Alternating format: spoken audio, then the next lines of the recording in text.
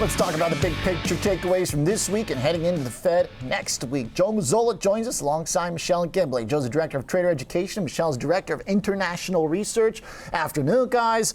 Hey, all that excitement about the Bank of Japan and the great yen comeback, Michelle, kind of hit a wall today with our employment report. Yeah, we certainly saw a big move in the yen the other day. You know, we had as much as 3.5% rise. And, you know, the commentary really was a big surprise, but there's really been nothing new this week to indicate a change in policy. They're just kind of gearing up for that first rate hike in nearly 3 decades. It's probably not going to happen at the December 19th meeting.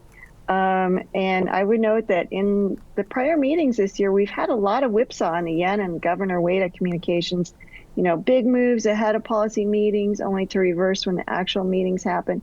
And maybe traders today are just kind of realizing there's really nothing new. Bank of Japan is just kind of, you know, laying the groundwork for an eventual change in policy. Dollar firming up, and it does kind of seem like, you know, when we compare ourselves to the Bank of Japan, it's like, all right, congrats, guys, for getting back to zero. How much is that going to really chip away at the mighty greenback when, you know, we're at 3.7% unemployment and Fed funds still pretty darn high? Dollar firming up, yields too, but stocks went through it, Joe. What do you make of this resilience today by equities? Yeah, I mean, today I saw you guys talking about the Lululemon story earlier and the kind of turnaround. Well, the market did the same thing, right? You get the unemployment report came out this morning. Futures were down, you know, anywhere between 18 to 20 in the S&P, and here we are doing a total reversal. Now we're up 20. So one of the things that we've been looking at, Oliver, the last couple of weeks is some of the, not just the resilience at the S&P 500 level, but just kind of the breadth underneath the surface.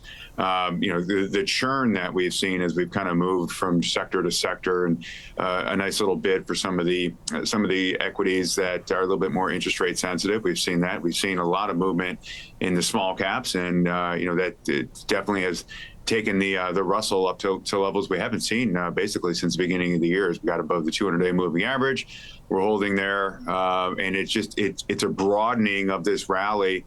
To the point now where it looks like it might have some legs. I mean, you know, this 4,600, we use that as a round number, right, as a possible resistance. But, you know, the bottom line is we still have room to go before we even go back and challenge, you know, the 2023 high. So, yeah, there could be some more room. There could be a little bit more a Santa Claus rally ahead of us. Okay.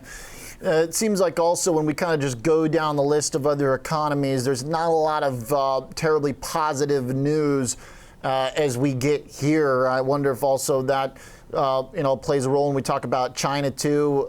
Further downgrades. Michelle, tell me about what we learned from the Far East this week.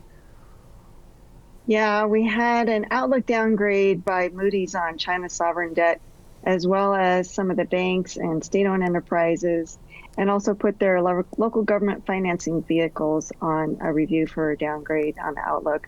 Now, I mean, basically, they didn't highlight anything new. We already know that there's weakness there, and China has a difficult task to reinvigorate its economy. And, you know, all roads lead to the local government debt and weakness in the property market. So local governments are responsible for economic development, and land sales are a key revenue source. But property developers aren't buying land at the same rate due to a cash crunch. So, you know, the government really has not done enough to improve consumer confidence yet, particularly on the property market. And so growth is going to be hindered by this debt overhang, but we don't really see a debt crisis. In the past, China has been resourceful and creative in finding ways to kick the can down the road, just like countries globally have. But growth could be slower for longer, but, you know, sentiment is already pretty pessimistic. Do you see China's taking any further steps to boost their economy, Michelle? Well, they're looking more toward fiscal than monetary stimulus next year, likely, but it's probably not going to be anything outsized. It's just going to be very targeted. Again, they have a debt overhang, and so they can't really put on a lot of debt like they did in prior downturns. Okay. Joe, how does this all kind of funnel down into the big story next week, which is going to be Jerome Powell? I mean, it does kind of seem like our perspective here still is that we're the best house on the economic block. Does that make it difficult for him to coalesce to the market's plans for him in March to slash. Well, I mean, even the market's reversed on that a little bit today. If you kind of look at the CME FedWatch tool, they backed off expectations of a March cut from 65% down to about 48%. So the markets did a little bit of that work for him today in terms of those expectations. I think the bigger issue is the easing of financial conditions. And I think if anything, when Powell sees that, he's probably going to try to talk that down a little bit and be a little bit more hawkish in his stance. But the bottom line is it's a big week next week. Oliver, as you said, we get CPI, PPI, we get the Fed decision, and then we get the SEP, the Summary of Economic Projections. And I think that's really going to give some insight into where the Fed governors think rate policy will be next year, and we'll be having the same conversation next week when we look to see at the CME FedWatch tool and see where that thing's moved. Hey, as an options guy, give us a closing thought here on VIX mid 12, taking it all in stride. Seems like. I'm going to give you a couple thoughts on that. I'll give you a thought on the VIX, basically showing that traders think it's smooth sailing ahead, but there's a couple other data points when I'm looking at options right now. If you look at the index skews, so it's the puts versus calls on the S&P 500, the Nasdaq, and the Russell, they're all pointing to the same thing. There's some upside buying of the calls and a little bit less of the hedging, and is that too sanguine? I guess time will tell, but the markets do seem to think that the path of least resistance is lower volatility ahead. All right. Great stuff, guys. Good closing note there on vol. Thanks for the perspective on the rest of the world. Joe and Michelle.